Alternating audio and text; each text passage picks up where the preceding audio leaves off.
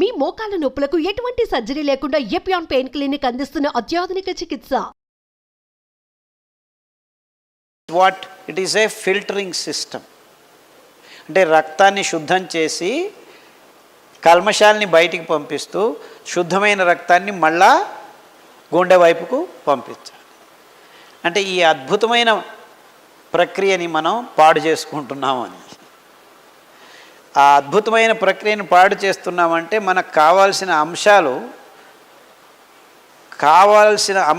కాకుండా కూడని అంశాలని మనం మన దేహంలోకి వేస్తున్నామని. ముఖ్యంగా ఆ అంశాలు ఏమిటయ్యా అంటే ఈ ప్రచోదక పదార్థాలు వాడి తయారు చేస్తున్న కోడిగుడ్లు, మాంసము, రీఫైన్డ్ ఆయిల్స్లో ఉన్న ఈ డీజిల్ ఇండస్ట్రీ నుంచి వస్తున్న మినరల్ ఆయిల్స్ని మిక్స్ చేయటం వల్ల ఈ ఆయిల్స్ మనకి వంట నూనెల రూపంలో గడిచిన 20 సంవత్సరాల్లో మెల్లమెల్లగా మన పొట్టల్లోకి పోవటం వల్ల ఆ ప్లాస్టిక్ నానో పార్టికల్స్ సమేతం. అండ్ ఇంకా అతి ముఖ్యమైన విషయం ఏమిటంటే టీ, కాఫీలు మూత్రపిండాల్ని పాడు చేసేదానికి గడిచిన 20 సంవత్సరాల్లో మూల కారణం టీ, కాఫీ. అందులో ఉన్న కొన్ని అంశాలు ఆ టీ పొడి, కాఫీ పొడులను తయారు చేస్తున్నప్పుడు కొన్ని అంశాలు మీ దేహంలోకి చేరుకోవటం. So unless and until you stop taking these things మీకు ఈ రోగం బాగా కాదు. నివారణోపాయాలు అని అడిగారు. అంటే అతి ముఖ్యమైన నివారణోపాయం మీరు కాఫీలు, టీలు, పాలు, చక్కెర ఇవన్నీ ఆపు చేయాలి అనేది మొదటి నివారణోపాయం. నెక్స్ట్, జరిగిన నష్టాన్ని, జరిగిన దురంతాన్ని మళ్ళా మరుపూర్ణం చేసుకోవాలంటే మీ కిడ్నీ అంశాలు మళ్ళా ఉత్పన్నం అవుతుంటాయి. ఆ రెడీగా ఉత్పన్నమయ్యే కొత్త అంశాలని శుద్ధమైన పదార్థాలు మీరు అందిస్తే కొత్తగా తయారయ్యే జీవకోశాలు ఆరోగ్యంగా తయారవుతాయి. అర్థమైందా? అంటే ఈ పాయింట్ అందరికీ అర్థం కావాలి. ఈ వైజ్ఞానికత అర్థమైతే మీరు మార్పులు తెచ్చుకునేదానికి సులభం అవుతుంది.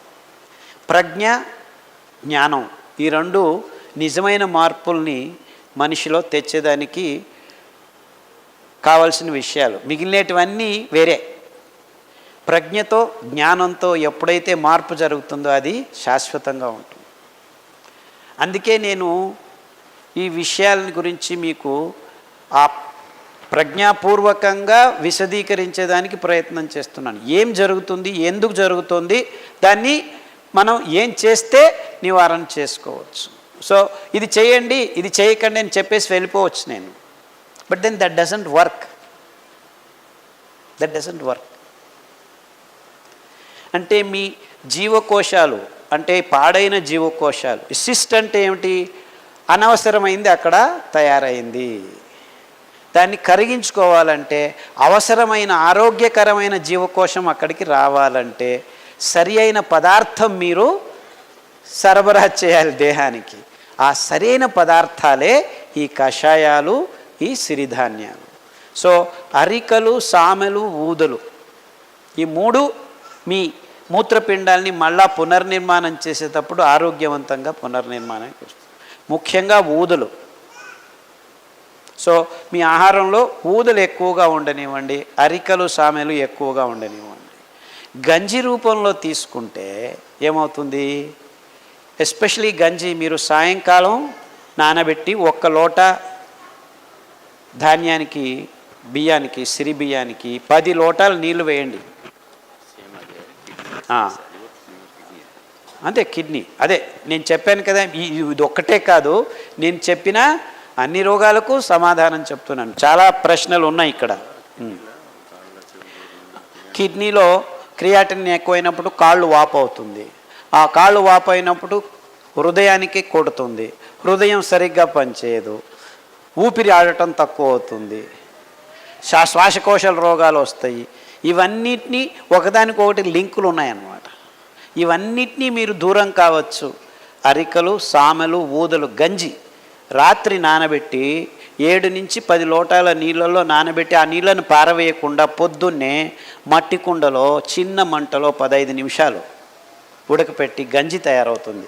ఒక పంచి ఖద్దరు పట్ట దానికి కట్టేసి మూత, దాని మీద మూకటి పెట్టండి, మన్నితో తయారు చేసి సాయంకాలం వరకు ఆగితే ఆ ఉడికిన గంజిని ఫర్మెంట్ అవుతుంది, అంటే పులిసేదానికి మొదలవుతుంది. అప్పుడు వైవిధ్యమైన సూక్ష్మజీవులు, మన దేహానికి మంచి జరిపే సూక్ష్మజీవులు మైక్రోబయోమ్ అంటారు. ప్రాబ్లం ఏమిటంటే మనం ఇప్పుడు ఈ ప్రస్తుత కాలంలో ఏమొచ్చినా యాంటీబయాటిక్స్ తీసేసుకుంటాం. ఇన్ఫ్యాక్ట్ మన దేహంలో ఆ మైక్రోబయోమ్ నాశనం చేయడం వల్లనే సగం రోగాలు వస్తున్నాయి మనకి. చిన్న పిల్లాడు పుట్టి దుబ్బుతున్నాడు తగ్గుతున్నాడు అంటే వెళ్ళు యాంటీబయాటిక్స్ 3 వారాలు. Though it is the last thing you should do. ఎందుకంటే మన నోటి నుంచి గుదద్వారం వరకు పచననాళంలో ఈ సూక్ష్మజీవులు మనకు తెలియని లెక్కాచారంలో, అంటే మన దేహంలో 100 జీవకోశాలు ఉంటే నిజంగా మన సూక్ష్మజీవుల ఆ మైక్రోబయము ట్రిలియన్ సెల్స్ ఉంటాయన్నమాట. అంత ఎక్కువగా ఉన్నాయి. అవే మనం నిజంగా ఆ సింబయోటిక్ లివింగ్, ఆ సహజీవనమే మనం అంటే మనమే కాదు, యాక్చువల్లీ మన దేహంలో ఉన్న ఈ సూక్ష్మజీవులు కూడా మన కోసం పనిచేస్తున్నాయి. దానిని మనం నాశనం చేసేస్తున్నాం ఈ ఆధునిక జీవన శైలిలో ప్రతి ఒక్కరూ. సో మీకు నిజంగా రోగనిరోధక శక్తి పెంపొందించుకోవాలంటే మొదటిగా మీరందరూ చేయాల్సిన పని, మీ దేహంలో ఈ జీవకోశ సంపదను, అంటే అద్భుతమైన రోగనిరోధక శక్తిని మొదటి మెట్టుగా మీకు అందించే ఈ అద్భుతమైన ప్రక్రియను మీరు మళ్ళా పునఃస్థానం చేసుకోవాలి.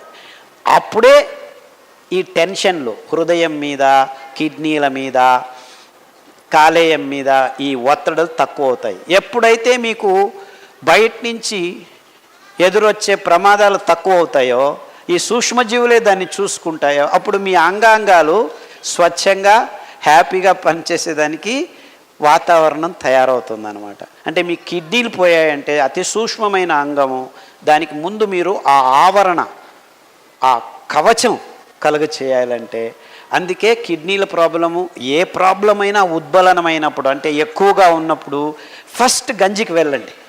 ఇలా తయారు చేసుకున్న గంజిని 3 పూట్ల 5 పూట్ల తాగండి. దాంట్లో కొద్దిగా ఉప్పు వేసుకోండి, కావాల్సింటే మిరపకాయ వేసుకోవచ్చు, కావాల్సింటే కూరగాయలు. తర్వాత ఈ గంజిని ఇంక మళ్ళీ మీరు వేడి చేయకూడదు. మీకు వెచ్చగా కావాలి, గోరువెచ్చగా కావాలంటే ఈ గంజిని బాగా మరలిగించిన నీళ్ళలో, అంటే స్టవ్ మీద డైరెక్ట్గా వేడి చేయకండి.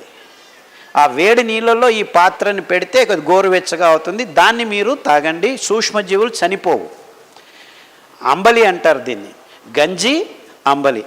గంజి వెంటనే తాగొచ్చు, తయారు చేసుకొని వేడివేడిగా అలాగూ తాగొచ్చు, అది ఆహారమే. అంబలి ఈ సూక్ష్మజీవుల్ని కూడా నింపుతుంది.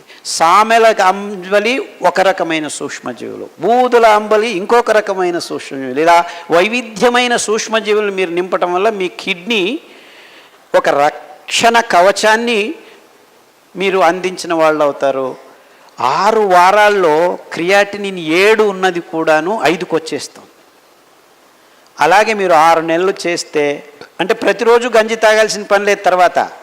తర్వాత మీరు ఇడ్లీలు చేసుకోవచ్చు, వడలు చేసుకోవచ్చు, దోశలు చేసుకోవచ్చు, పొంగనాలు చేసుకోవచ్చు, పులియోగర కూడాను చేసుకొని తినచ్చు. కానీ వారానికి 1-2 సార్లు ఈ గంజి అంబలి ప్రతి ఒక్కరూ తాగండి. ఆరోగ్యంగా ఉన్నవాళ్ళు కూడాను తాగాలి. ఎందుకంటే ఆ పునశ్చేతనం చేస్తూ ఉండాలి అన్నమాట.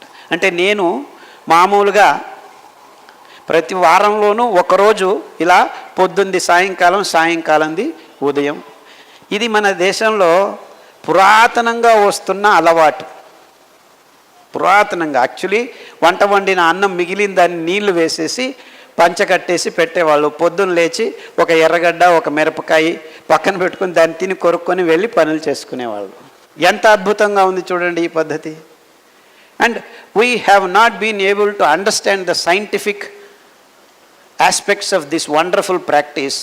దాన్ని మనం తంగడం, అంగళి, సంగడి ఏదేదో పేర్లు పెట్టుకొని దాన్ని ఈ సోకాల్డ్ ఆధునిక వ్యవస్థలో దాన్ని పారవేసేసాం. అక్కడే మోసం జరిగింది. అంటే మన కిడ్నీల ప్రాబ్లమ్స్ మన పాత పద్ధతుల్ని మనం విడిచేయటం వల్ల వచ్చింది అని మనం అర్థం చేసుకోవాలి. సో అతి ముఖ్యంగా కిడ్నీల ప్రాబ్లం అది చాలా మటుకు చాలామందికి ముక్కులో రక్తం వచ్చేంత వరకు కిడ్నీలు చెడిపోయి ఉంటాయి కొంతమందికి. అంటే దగ్గితే ముక్కులో రక్తం వస్తుంది, దగ్గితే గొంతులోంచి రక్తం వస్తుంది. అంత ఉద్బలమైన పరిస్థితి నుంచి కూడాను బయటపడిన కేసులు నా దగ్గర వందల మంది ఉన్నారు. అర్థమైందా? సో మీరు చేయాల్సింది ఇంతే. దానికి కావాల్సిన కషాయాలు మీ రక్త ప్రసారాన్ని అందులోకి చేతనాన్ని పుంజుకునేట్టు చేసేదానికి పునర్నవ, రణపాల, ఎస్పెషలీ స్టోన్స్ కరగాలంటే మీకు రణపాల ఆకు, అరటి దిండు, ఆ అరటి బోధ మధ్యలో కాండం ఉంటుంది, దానికి కషాయం. సో అరటి బిండు దొరకలేదంటే అరటి పండే తీసుకోండి, తోళ్ళతో సహా కట్ చేసి కషాయం బాగా 10 నిమిషాలు వేడి చేసి ఆ నీళ్ళని తాగండి. ఈ రాళ్ళు కరగటం మొదలు పెడతాయి. 6 నెలల్లో పూర్తిగా మీకు శుద్ధమైపోతుంది, ఏ ఇబ్బందులు లేకుండా. అంతెందుకు డయాలసిస్ మొన్న నాగపూర్ నుంచి ఒక అమ్మాయి వచ్చింది, 28 సంవత్సరాల వయసు.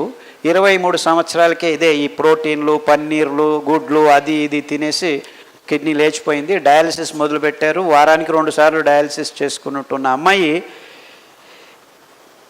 ఈ ఆహార పద్ధతి ఎవరో చెప్పారు హిందీలో, వాళ్ళకి తెలుగు రాదు, కన్నడం రాదు, ఎవరో తెలుగు వాళ్ళు ట్రాన్స్లేట్ చేసి చెప్పి పాటించి 6 నెలల్లో మొత్తం కిడ్నీ సరిపోయి డయాలసిస్ లేకుండా 3 నెలలు అయింది సార్, మిమ్మల్ని చూసిపోదామని వచ్చామని మొన్న వచ్చారు. అలా గడిచిన 20 సంవత్సరాల్లో చాలామంది బాగు చేసుకున్నారు. అంటే మీరు శిస్తుబద్ధంగా క్రమబద్ధంగా ఈ అంశాలని పాటిస్తే I'm sure almost 80 out of 100 dialysis patients can come out if only they try it. I'm sure about it. I'm so confident about the system. ఇది ఆహారం ఆరోగ్యాన్ని ఇస్తుంది కాబట్టి ఎలాంటి రోగమైనా బాగవుతుందని నా నమ్మకం. మీరు ప్రయత్నం చేయండి please. Very irritating and nonsensical problems అనమాట. కానీ పోను ఇవి చాలా ఇబ్బంది అవుతుంది వయసు ఎక్కువయ్యే కొద్దీ. నడవలేని స్థితి, కింద పడిపోవడం, ఇలాంటివన్నీ జరుగుతాయి. సో మీరు ఇప్పటి నుంచే దానిని హ్యాపీగా బాగు చేసుకోవచ్చు. దానికి కావాల్సింది మీకు కూరలు. నేను చెప్పింది 5లోనే రౌండ్ అండ్ రౌండ్ ఎక్కువగా వాడండి. అంటే వారంలో 2 రోజులు అది, 2 రోజులు ఇది, మిగిలిన ధాన్యం ఒక్కొక్క రోజు వాడుతూ రండి. కషాయాల్లో మీకు అద్భుతమైన కషాయాలు చాలా ఉన్నాయి. ఈ వెన్నెముకకు సంబంధించినంత వరకు మీరు పట్టిలో మొత్తం క్లియర్గా పట్టీలు రాశాం. C4, C5, L4, L5 నరాల సంబంధం ఇవన్నీ వాడుతూ రండి. మీకు ఏ ఇబ్బందులు లేకుండాను, మీకు 70 సంవత్సరాలు ఉన్నప్పుడు ఇబ్బందులు ఉన్నా కానీ బాగవుతుంది.